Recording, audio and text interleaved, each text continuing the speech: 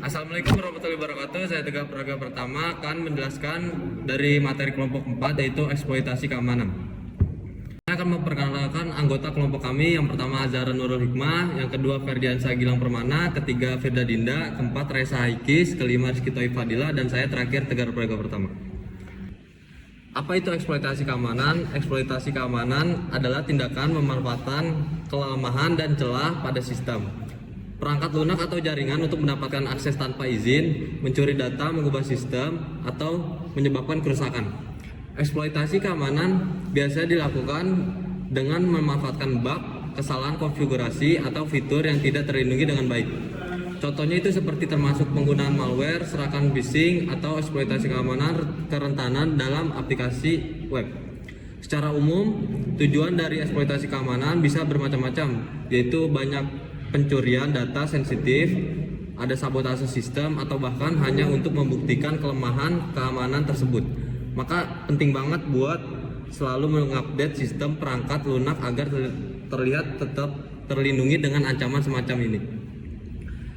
Di slide selanjutnya, jenis eksploitasi keamanan itu ada dua. Yang pertama, eksploitasi yang diketahui, itu mengacu pada kerentanan atau metode serangan yang telah ditemukan dan dipublikasikan baik oleh penelitian keamanan cyber, developer perangkat lunak, atau kriminal cyber. Contohnya ada banyak dari eksploitasi yang diketahui. Ini diantara ada Ether, Blue, Hit, Bird, dan Cellshock. Yang kedua ada eksploitasi tidak diketahui. Eksploitasi tidak diketahui itu juga dikenal sebagai eksploitasi zero day pada kerentanan metode serangan yang belum diketahui atau diungkapkan kepada publik. Eksploitasi zero day biasanya lebih berbahaya dibanding eksploitasi yang diketahui karena pada ahli keamanan cyber tidak memiliki pengetahuan sebelum tentang kerentanan tersebut, sehingga membiarkan sistem tetap terbuka hingga patch atau mitigasi dikembangkan. Selanjutnya ada kategori eksploitasi keamanan, itu ada 4. Yang pertama ada eksploitasi jaringan. Eksploitasi ini menargetkan kerentanan dalam protokol jaringan, layanan, atau perangkat. Yang kedua itu eksploitasi aplikasi web. Itu seperti menargetkan kerentanan dalam aplikasi web seperti serangan cross-site scripting XX. Yang ketiga ada exploit sistem operasi. Eksploitasi ini memanfaatkan kerentanan dalam sistem operasi untuk mendapatkan akses yang tidak sah untuk meningkatkan hak istimewa atau mengeksekusi kode arbiter. Yang terakhir itu ada eksploitasi aplikasi. Ini menjelaskan menargetkan kerentanan dalam aplikasi perangkat lunak tertentu seperti official, pemutar media, browser, web, atau sistem manajemen dan konten. Di slide selanjutnya ada kategori eksploitasi keamanan, itu ada 4 juga. Eksploitasi social engineering itu memanipulasi psikolog manusia untuk mendapatkan akses tidak sah ke sistem informasi kepribadi. Yang kedua eksploitasi fisik, itu seperti melibatkan akses fisik ke sistem atau perangkat seperti keylogger, perangkat keras, serangan berbasis USB, gangguan pada perangkat keras atau firmware, dan lain-lain sebagainya. Yang ketiga ada eksploitasi nirkabel, itu menargetkan kerentanan di jaringan nirkabel seperti WiFi atau Bluetooth. Dan yang terakhir eksploitasi kriptografi. Eksploitasi ini berfokus kepada kelemahan kerentanan dalam algoritma, protokol, atau implementasi kriptografi. Baik, di sini saya akan melanjutkan materi tentang contoh-contoh alat eksploitasi. Yang pertama ada Metasploit Framework. Kerangka kerja alat ini disertakan dengan Kali Linux. Kerangka kerja ini berisi berbagai modul, termasuk modul pemindai dan eksploitasi. Modul eksploitasi berisi ribuan eksploitasi yang berfungsi terhadap sistem operasi. Yang kedua ada Mimikatz. Mimikatz adalah alat hebat yang disertakan dalam Kali Linux dengan Metasploit Framework. Alat ini memungkinkan Anda untuk melakukan berbagai serangan berbasis kata sandi terhadap sistem operasi berbasis Windows. Yang ketiga ada Nmap. Alat Nmap berisi berbagai skrip yang dapat digunakan untuk menyerang sistem operasi.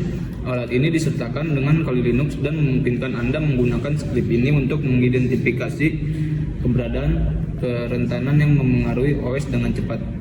Yang keempat ada John the Ripper.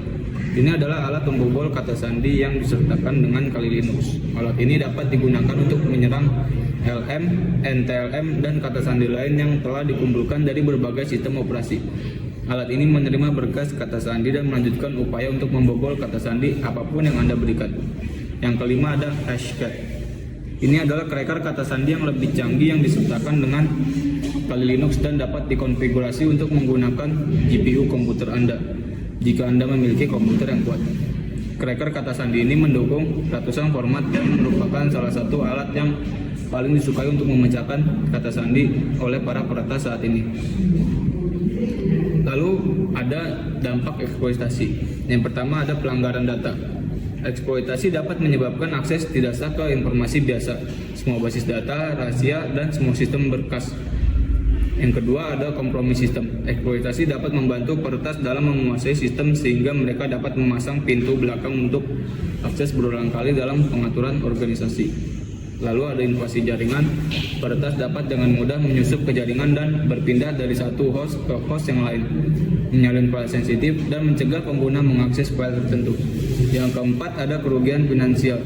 Dalam hal implikasi biaya, dua aspek biaya utama yang berpotensi memiliki implikasi finansial jangka panjang adalah biaya langsung dan tidak langsung. Lalu ada pelanggaran privasi. Beberapa eksploitasi dapat meneruskan data pribadi sehingga mengakibatkan pelanggaran privasi.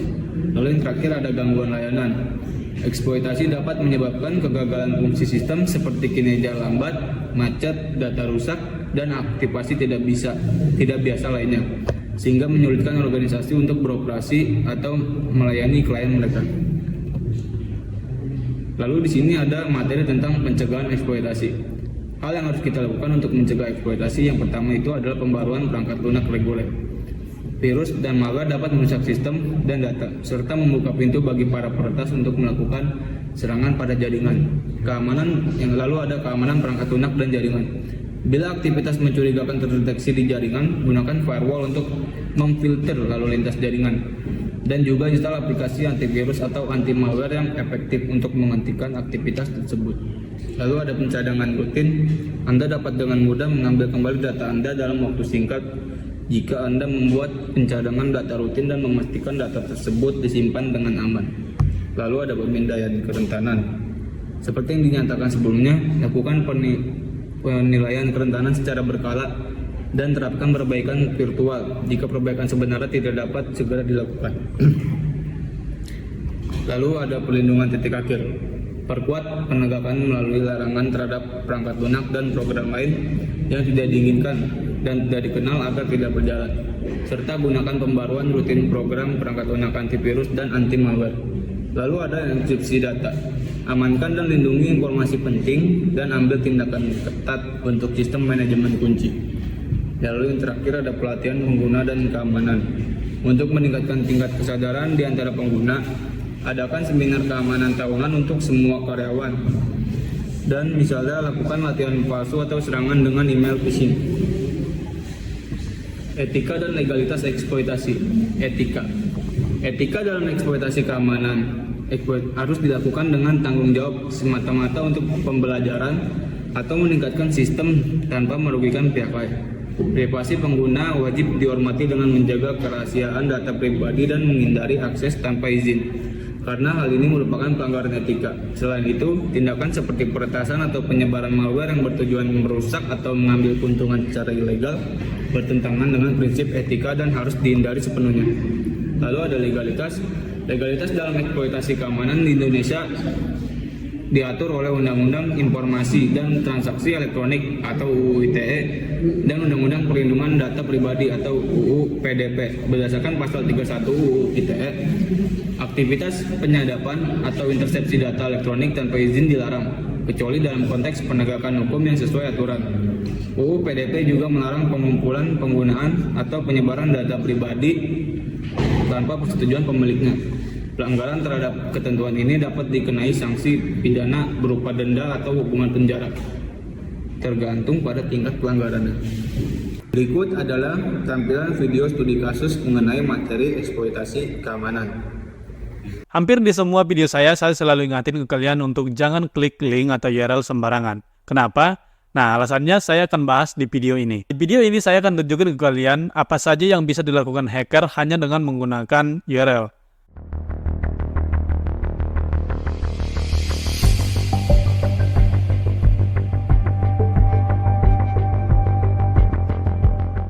Hai guys, kembali lagi ke channel ini. Channel saya berbagi ilmu tentang IT security. Pada video saya sebelum-sebelumnya, saya selalu ingatin ke kalian untuk jangan klik link atau URL sembarangan, karena hanya dengan menggunakan URL saja, hacker udah bisa mendapatkan data sensitif atau data pribadi dari kita. Nah, di video ini saya akan tunjukin ke kalian apa saja sih yang bisa dilakukan hacker hanya dengan menggunakan URL. Ini hanya beberapa sampel aja yang saya ambil. Dengan menggunakan link atau URL, hacker bisa mendapatkan informasi apa aja. Oke, di video ini saya nggak ngasih tutorial ke kalian bagaimana cara install toolsnya, karena poin yang mau saya sampaikan di sini adalah apa saja sih data atau informasi yang bisa diambil oleh hacker hanya dengan menggunakan URL. Nah, di sini saya udah siapin toolsnya, namanya Pscam. Dan tools ini yang akan kita gunakan nanti untuk generate URL dan juga untuk mengambil informasi atau data yang sudah kita dapatkan dari handphonenya. Nah, dengan tools ini kita bisa melihat IP address, alamat, atau bahkan merekam suara dengan menggunakan mikrofon, dan kita juga bisa hack kameranya. Oke, langsung saja. Nah, link yang pertama kita coba untuk mengambil informasi yang umum, seperti IP address, browser yang digunakan, atau sistem operasi yang digunakan. Oke, nah kita tinggal copy aja linknya, kemudian kita kirimkan ke WhatsApp. Nah, untuk media pengiriman linknya ini bisa banyak, bisa dari email, Instagram, Facebook, atau di contoh ini saya mengirimkan linknya itu dengan menggunakan WhatsApp. Nah, setelah kita kirim linknya, kemudian kita coba akses dengan menggunakan handphone. Nah, dari handphone kita coba klik linknya, dia hanya diarahkan ke website gitu. Nah, website ini hanya website random dan tidak terjadi apa-apa di handphonenya. Tapi kalau misalnya kita lihat di aplikasinya tadi, di tools yang kita gunakan tadi, kita udah dapat informasi seperti IP address, sistem operasi yang digunakan. Ini contohnya di handphone tadi menggunakan Android. Kemudian Android versionnya berapa. Kemudian ada informasi browser yang digunakan juga. Nah, di sini dia menggunakan Chrome dan dia juga bisa melihat versi dari browsernya. Nah, kemudian kita coba klik juga URL-nya tadi di komputer. Nah, kalau di komputer sebenarnya sama aja informasi yang kita dapatkan, yaitu seperti IP address, OS yang digunakan. Nah, di sini saya menggunakan Linux, kemudian browser yang digunakan dan versi dari browsernya itu versi berapa. Nah, selanjutnya kita coba link yang ketiga, yaitu link untuk cuaca gitu. Jadi dengan kita kirim linknya tadi, otomatis cuaca kan biar lebih akurat dia harus mengaktifkan lokasi ya. Nah, setelah diaktifkan lokasinya untuk melihat cuacanya, kita juga bisa melihat. Jadi datanya itu juga akan dikirimkan ke tools yang tadi yang kita buat dan kita bisa tahu lokasinya di mana. Gitu.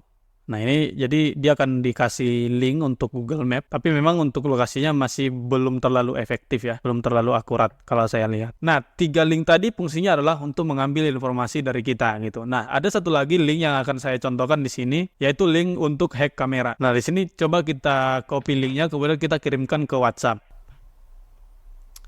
Oke, nah di handphone dia nggak ada terjadi apa-apa. Jadi hanya ada gambar seperti ini. Nah, dan ternyata hanya dengan menggunakan URL tadi dia udah bisa mengambil alih kamera kita. Jadi kamera kita sudah disadap dan itu akan mengambil foto secara real time dan akan dikirimkan ke si hacker gitu. Nah, ini sangat sensitif ya, apalagi dia bisa mengambil alih kamera. Nah, misalnya kita ada di ruangan yang informasi di dalam ruangan itu sensitif semuanya, dia bisa saja mengambil informasi dengan menggunakan kamera kita sendiri gitu. Jadi kita nggak sadar sebenarnya kamera kita udah diambil alih dan kemanapun kita pergi dia bisa tahu gitu. Nah, atau itu bisa juga digunakan untuk memata-matai kita untuk melihat kita lagi ngapain atau kita lagi di mana gitu. Nah, jadi memang sangat berbahaya kalau misalnya kita sembarangan klik link atau URL yang dikasih ke kita tanpa kita verifikasi terlebih dahulu link itu aman atau enggak. Nah, caranya gimana untuk memastikan link itu aman atau enggak? Silahkan tonton di sini. Jadi sebelum kalian klik link, pastikan dulu link itu emang benar-benar aman. Oke, itu saja tips yang bisa saya share hari ini. Like videonya kalau kalian suka, dislike kalau tidak,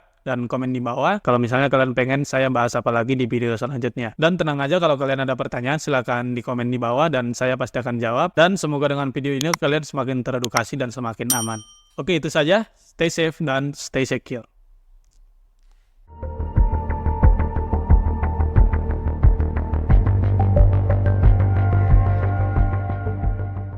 Sekian materi dari kelompok kami. Kesimpulan dari materi ini adalah eksploitasi keamanan merujuk pada tindakan memanfaatkan kelemahan atau kerentanan sistem komputer, perangkat lunak, atau jaringan untuk mendapatkan akses yang tidak sah, merusak, atau memanipulasi data. Eksploitasi ini memiliki dampak yang dapat merugikan individu, organisasi, bahkan infrastruktur kritis dengan tujuan seperti pencurian data, pengendalian sistem, atau penyebaran malware. Untuk menghadapinya, sangat penting untuk menjaga keamanan sistem dengan memperbarui perangkat lunak untuk secara berkala, mengimplementasikan langkah-langkah perlindungan yang kuat, dan selalu waspada terhadap potensi ancaman keamanan. Sekian materi dari kelompok kami, kurang lebihnya mohon maaf. Wassalamualaikum warahmatullahi wabarakatuh.